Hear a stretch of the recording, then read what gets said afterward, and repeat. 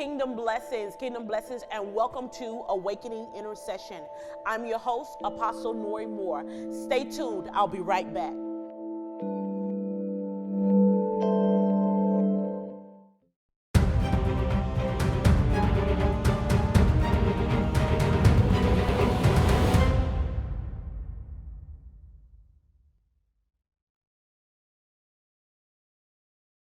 Hey, I'm Apostle Nori Moore, and I want you to follow me on social media. You can look at the links below and find me there. Hey, I'm Apostle Nori Moore with Awakening Intercession, and I would like for you to partner with me. If this service has been blessing you, if you've been enjoying this program, please follow the links below.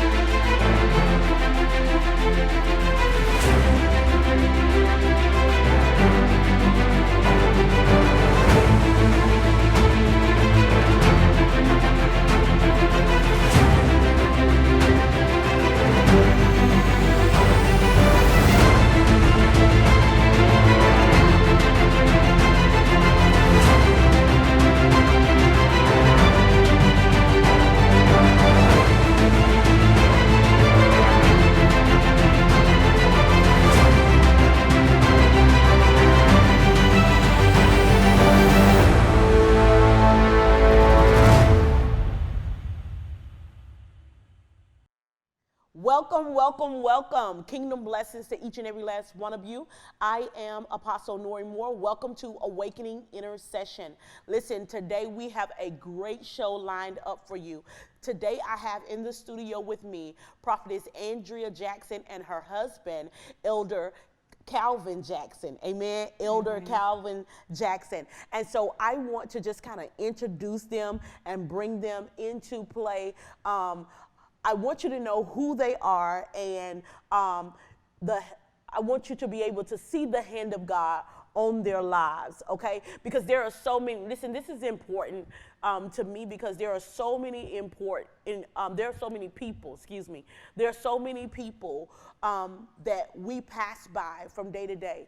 And these people have the hand of God on their life, and we know it not.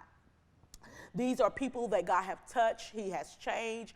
He has literally released in the earth realm to be change agents in the lives of others. And oftentimes we lack the eye or the discernment to see the people of God that the Lord has put in our pathway that can literally change our lives. And sometimes it's just hearing their story, knowing who God is in their life that really is an eye opener to us. And so this particular couple is near and dear to my heart, and I definitely wanted to be able to bring them in the studio today to introduce the world to them. Who introduced them to the world, right? And so Elder Jackson and Prophetess Jackson, I want you guys to just kind of share a little bit about yourselves. Tell us who you are, where you're from. Well, we're from Georgia originally. God had a streamline for us. We had thought maybe it was something different. And it was, she come to Florida to go to school. Right. In our meeting. And she was here for a little while. God shifted that thing because at that moment when she first come here, we were just dating. Yeah. And then we went from dating to being married within a year. Wow. Wow. And as we got married, we come to the realization that we need to be in another place because God is sending us somewhere. Right. And that was to Florida, not to become something else, but to become His agent in the field. Amen. Now, you said you guys originated from Georgia. What part of Georgia are you from? I'm from, I lived in Cordele, Georgia, but I'm from Oakville, Georgia. Okay. And it's a small little unincorporated city in Georgia, but with dirt roads, but I love it. I love it. And I was from Ashburn, Georgia. Wow. Which is only a few miles either direction. Okay. Yeah. And so how did you guys originally meet? So this is a funny story because Originally, we met. I was a receptionist at a company in Georgia, and Calvin came in for an interview, for a job interview, and we met. But we were both in a relationship at the time with other people, and so we kind of saw each other, but we were like, you know. Yeah. And so then a couple of years later, then we got together. You know, at that time when I met her as a receptionist, shortly after I didn't get the job, I left, you know, to pursue other things. Yeah. But, you know, when God has a purpose, he sends you Absolutely. right back to that region. Oh, wow. You know what I'm saying? Right back to that place, to that location. Yeah. And we met again. I had returned and got back into the ministry as a deeper place with God than I did, you know, previous before I left. Okay, so you both were already in the ministry before connecting. we were in different churches, but we weren't per se in ministry. Okay, You know, gotcha, we were gotcha. just, we were participating. Like I was teaching Sunday school, the youth Sunday school, you know, in the choir, that kind of thing. Right. Yeah. Right. In her own segment, in her own ministry, church that she was going to. Yeah. And then myself, I was just being, you know, coming up, growing up as a deacon and trying to fulfill that place of growing and knowing what it was. Right. Now, both of you grew up in the church. Yes. Yes. Right. And so, Elder Calvin, what was the denomination you grew up in? I was Church of God of Christ. Church of God in beginning of my Christ. life, so, yeah. All right. Yeah. All right. And what about you, Prophetess? I was Baptist. Baptist. Oh my. Wow. Yep. Okay. So God connected you two together. Yes. He connected you two together. That was a Yes. divine move of God, Yes. Yeah. right? And so you kind of went to Florida to go to school. Yes. But you guys stayed together during that time. Now it was a quick move of God happened, Yeah. right? It A quick was. move of God. Yes. Wow. So tell us just a little bit about the process of dating, coming to be married. Like, how did you know that this was it? This was God? So for me, I was dating Calvin, but I was dating another individual as well, courting, and Calvin knows about this. Yeah. And God has spoken to me, and he basically told me that the other individual had a dark side that I didn't know anything about. Right. Lo and behold, it was revealed. And Okay. so when it was revealed, then it kind of just became Calvin. Okay. And so he and I, we would date, like we would go to movies, and I really, I appreciated his work ethic because we would go on dates and he would just fall asleep because he had worked like almost a 24-hour shift. Wow. But I saw that he was intentional about spending time with me. Good.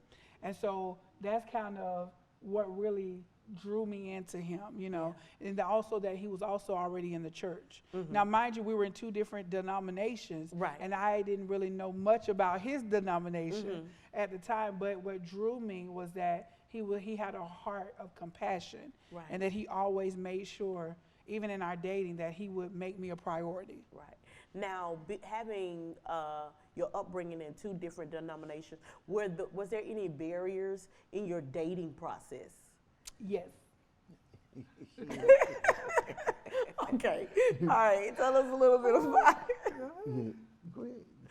It was a culture shock. Okay. For me, Okay. you know, and we had a lot of things. Even I think his pastor at the time contested our relationship. Wow. Because of the differences Okay. in the faith or whatever. Well, the same faith, but differences in the denominations. Yeah. And so when I remember going to his service, and I was thinking, oh my goodness, like, because I had never seen, the Holy Spirit in action in that way. Right. Like, I came from a really good Baptist church. We had a solid word foundation, but we didn't really see the gifts in operation. Okay, gotcha. In the church. And so I was like, okay, wait a minute, this is weird. Yeah. So Truthfully, true culture it shock. was a true culture shock. Okay. Yeah, I appreciate her being part of, want to be a part of that. Yeah, Because yeah. it was different, and you could tell not only just the different in the cultural shock, but then the difference of the welcoming. Yeah. And to appreciate someone else being Right. that part of someone else's life. So how did you kind of feel with her having such a different upbringing from yours. How did you feel about bringing her over into that? Well, see, actually, my grandparents was Baptist. Okay. One Okay. side, and then my So other you were side, familiar. Yeah, my other Okay. side of my on my mother's side was Christianity. Okay. So I was brought up in both sides of the world. Okay. But Gotcha. my leaning was more to the Church of God of Christ. Okay. And when we got together, you know, to bring her into that part, it Yeah. was like, okay, it's gonna be a little different. Yeah. You know, it's Yeah. it's gonna be different in a lot of ways. Yeah. But it was definitely that she knew a lot of stuff already. Right. And she just didn't see it walked out. Yeah, because at the end of the day, the denominations doesn't matter. No. It's just your faith in God. Our Do faith you in believe God. in God? Yeah. Right? Yeah. And so coming to terms with that listen, you may have been brought up over here and this is the way y'all do things and this is the way we do things. Right. All of that doesn't matter as long as you believe in God and we love each other. That's Yeah. right. Yes, And so when God- that was established, Yeah. the ball got The ball rolling. got rolling, yeah. Right. And Okay. you know what I found for me was too, anytime God prepares us or sends us to a place, he makes us ready. Yeah. Yes, he do. So I had already been experiencing things in my personal life, but I didn't have answers for them as far Right. as because I didn't see it demonstrated. So, but when I came to in his church, I was like, oh, after it was a culture shock, but I was like, that's what that was. Wow. That I experienced. You Wow. know, so it kind of put a language to, and I knew the word, but we just didn't have it in action. Okay, got you. So the ball got rolling, and you guys quickly knew that this was supposed to be more than just a boo thing. This Yeah. was supposed to be Yeah, because in that real you know about what? real. Yes, because in that moment, you know, I had already asked God, you know, I said, God, I'm tired of chasing the same people Yeah. that the age group from 15 to at that moment, Yeah. 27, 30 are chasing, or even older. Right. And I wanted my own thing. I told him I was tired of being out in the streets. I just want to settle down and have me a wife and move forward Wow. in the things of you, that I Right. can live right so that my family will be in the right place and right standing with him. Right. So entering into this relationship, you already had a fixed mind. I'm looking for a wife. Right. I ain't just looking for a girlfriend. I'm looking for a wife. I want a family. I want to settle down. Yeah. And so you were even as you viewed her, you already knew what you wanted. And so you just had to make sure that this is what she could provide. Right? Yeah. Right. Okay, absolutely. Right. Absolutely. So at the point, what was the point that you guys knew that this was of God? Like you knew you guys needed to get married? It was early on. Yeah. It was early on. I think we dated, like we married in less than a year. So we only dated probably, about 4 or 5 months Yeah, 5 before months we before we- realized, like, okay, About 5 months before we were had kicked engaged it. almost like 4 or 5 months in. Wow. Yep. It was quickly. Wow. like, Wow. It was what was needed, you know. Yeah. And Now, in that, right, because you got these two different denominations, and what most people don't understand is when you're trying to bring all of that together, there's a conversation that got to be had. Which way we gonna go? All right, because you Baptist, I'm Kojic. Where we gonna worship? So how did you guys handle that? I think we agreed that we would find a non-denominational church, and so that's what we did when we came to Florida. We agreed that we would found because he was Kojic, and like you said, I was Baptist, Yeah. and so my view was that okay, let's not even put a denomination on it. Wow, You know, okay. we both love God, we both believe in Jesus. Like those are the main things. Yes, You know, right. Yeah. so let's just find us a non-denominational church somewhere, and Calvin agreed. Yeah. Right. So And then- what was the whole purpose of moving to Florida? What was your? She was coming to school to be a lawyer. Oh wow. So I came to law school. Now this wasn't my intention. Our intention wasn't to come to Florida. We thought we were going to be in Georgia. But in the process of us dating, I got accepted into law school. Okay. So I had been applying, and Calvin knew that, but I thought it was going to be somewhere else. Right. Somewhere in Georgia. So I got accepted into law school in Florida. So I left in May, and Calvin came in December. Wow. Yep. I came after we got married. She Yeah. come Okay. in the dating period. Okay. And Yep. we got married, then we moved less than a week to Florida. Yep. Okay. And we piped just a few things, Yep. that we had, Yeah. the necessary things, move to Florida, find a place, and take off from there. God supplied everything we Say needed. that. Yes. Everything. Yes. If He's taking you to a place, believe He has the way. That's it. He has That's the way. it. So it was God ordained, and you continue to see the acts of God because you went in the way that God was leading you to go. Yes. Wow. Wow. Even down to the church that we chose to be a part of when we first got here, because she went. She was in a restaurant, Yes. and she met someone in the restaurant, and it twinkled from there. Okay. Yep. The very first church that we became a part of together, it was actually not by visiting the church, but we were in a restaurant. Wow. And we met the pastors in the restaurant. Oh, wow. And that's how the connection came. Okay. That must have been a powerful conversation. Yeah. Wow. It was. Okay. It was. Awesome. Awesome. So you guys moved to Florida together after you got married, and then you decided, hey, okay, let's become a part of a worship service here. And so you guys got in service. Now, after you guys became a part of that ministry, how did things kind of take off for you collectively and individually? Collectively, we come together in this ministry. We got thrown into the ministry. Okay. Kind of, sort of say so. Yeah, yeah. And then it was like we started to teach. First, she started out as a worship leader. Okay. On the worship team. She got tired of that. She wanted to be something more for God. Yeah, yeah, You know, yeah. and at that point in time, she become a teacher. I become more of a teacher also. But at the same time, I was in the background, Right. more so helping with the sound system and Right, everything. right. But God was still using us and having this thing brung into us to the fruition. Yeah. And during that time, I think we saw a lot of things in the ministry. Oh, yeah. Because where this ministry was located, there were so many people that would just walk in from off the street. Right.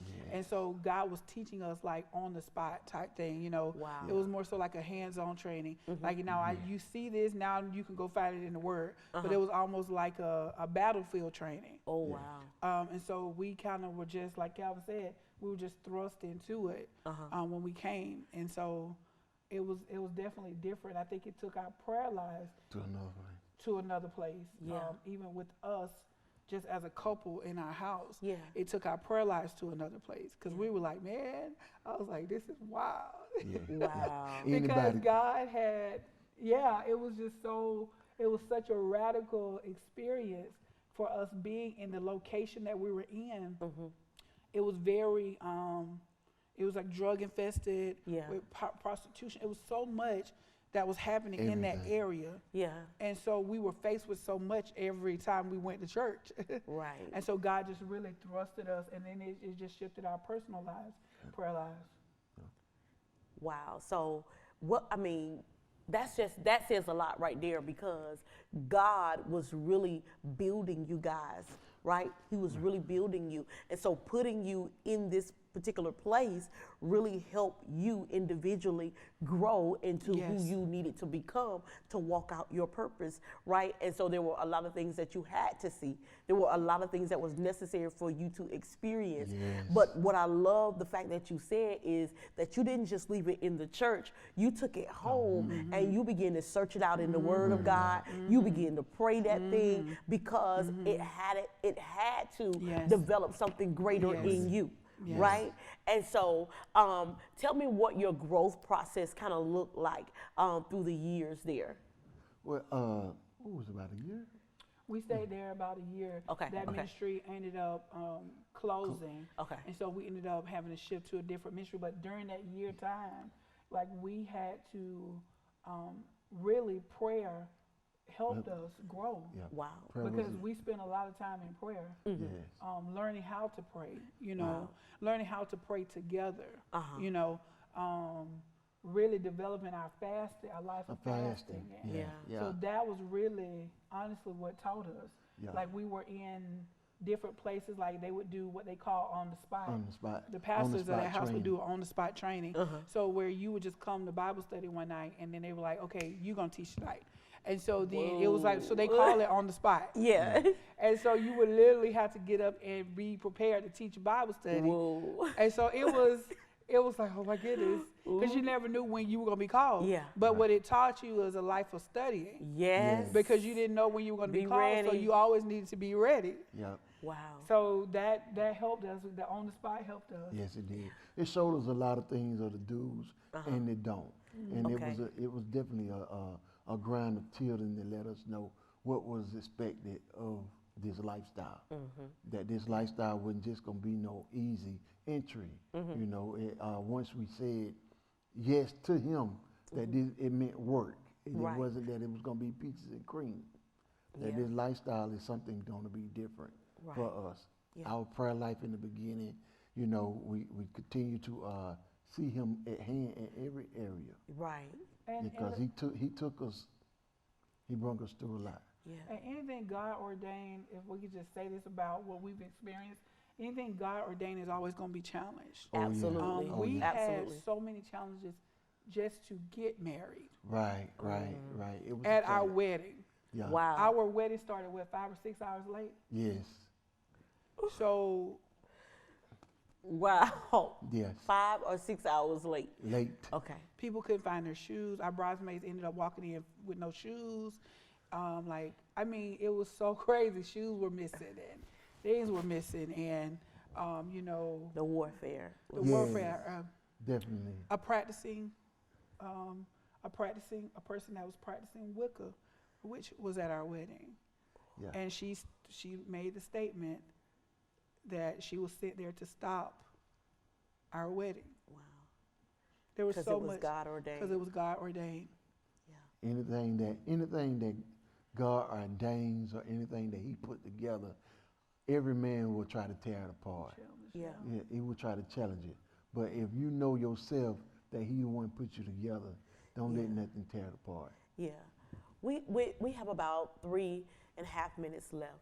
I want you guys to speak to, there are young couples, there are older couples, there are people who are coming together and they have a story similar to yours, coming from different denominations, some coming from no churches at all, right? But they're coming together and it's a God-ordained relationship and they're dealing with the warfare. I want you to just encourage them right now. I would say stay strong. Understand where you're coming from. Understand where you're going. Let God continue to tell you that you will understand where he's taking us, because it's going to take two people to get it done. It's not going to be one person. You got to be yoked together, not unevenly yoked thing. And if you are the male in the family and you're not of Christ, then you have to sit and listen and be submissive unto God and your wife as she guides until you become what God had called you to be. Yeah, you're the man of the house, truly, but you got to be able to be leading from a spiritual point in your life, that you are not just dragging that person, that spouse, down the wrong road. You got to be able to see that God is taking you and her to another place, that God is taking and shifting you into the kingdom, and you got to allow that to happen, because it's not going to be an easy thing, but it's something worth having, because it's going to show you and it's going to help you in your marriage. And don't allow the warfare to deter you or push you away from what God has said and the promises that God has spoken over your relationship. There may be times and there will be times when you have to compromise and Yes. you have to merge. And this is not compromising your faith, but this is compromising the identity that you thought you had. You're going to have to compromise, because anytime you bring two people together with different lifestyles, with different experiences, there has to be a merging that takes place. Yes. And anytime something merges, Gonna have friction. you're going to have friction. Yes. You're going to have times of difficulty and times of, I don't understand you and you don't understand me. But you have to allow God in those moments where you don't understand, allow God to be the common denominator. Yes, because he's going to be the one that, they say the 3-string chord in life, let that be. It got to be a part of that. If it's not a 3-string chord, which he is the 3rd string, there will be issue that you don't want to get past. But if he's that 3rd string, there will be issue that you will take and like okay, till me, work on me. Yeah. Because there were times when, that the saying is cliche, but we were just holding on by a thread. There were times when we were just holding on by the thread because I wanted to let my cord go, you wanted to let your cord go, but God was still that thread that held us together. Wow. Listen, this is Awakening Intercession. I'm your host, Apostle Nori Moore. I have with me in the studio today Elder Calvin and Prophetess Andrea Jackson. It has been an honor for them to share their story with us. I pray that you will stay tuned to our next segment as we continue on the life with the Jacksons. All right? God bless you, and I love you. Hey, I'm Apostle Nori Moore with Awakening Intercession, and I would like for you to partner with me. If this service has been blessing you, if you've been enjoying this program, please follow the links below.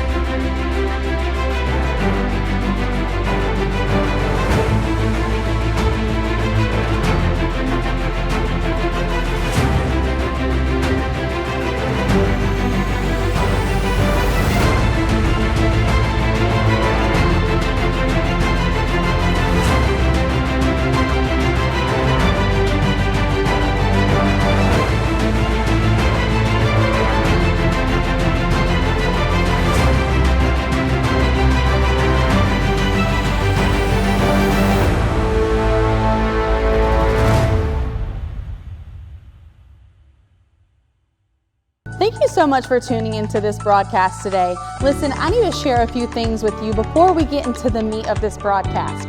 First off, we need you to like and share this broadcast. Right now, as you're listening to me, go ahead, click that share button, share it to your news feed, share it to some groups that you're in. I know you're in those women's Bible studies. I know you're in the men's prayer breakfast group. Come on, share it. They need this word too. Listen, did you know that when you like, comment, and share our broadcast, it helps our algorithms? Simply put, that means that we're able to reach more people than just what we know on Facebook. When you like and share this broadcast, even tag someone, it helps it get a little bit further, and we want to carry the gospel of the kingdom into the world. Did you also know that if you go and watch a replay on Facebook, it also helps people's algorithms? So, say you're doing the dishes, say you're washing your hair, whatever it is, I need you to turn this video on later, watch the replay, put it aside, do what you're doing, and help us spread this a little bit further. Thank you so much for tuning in today, and we pray that your lives are blessed.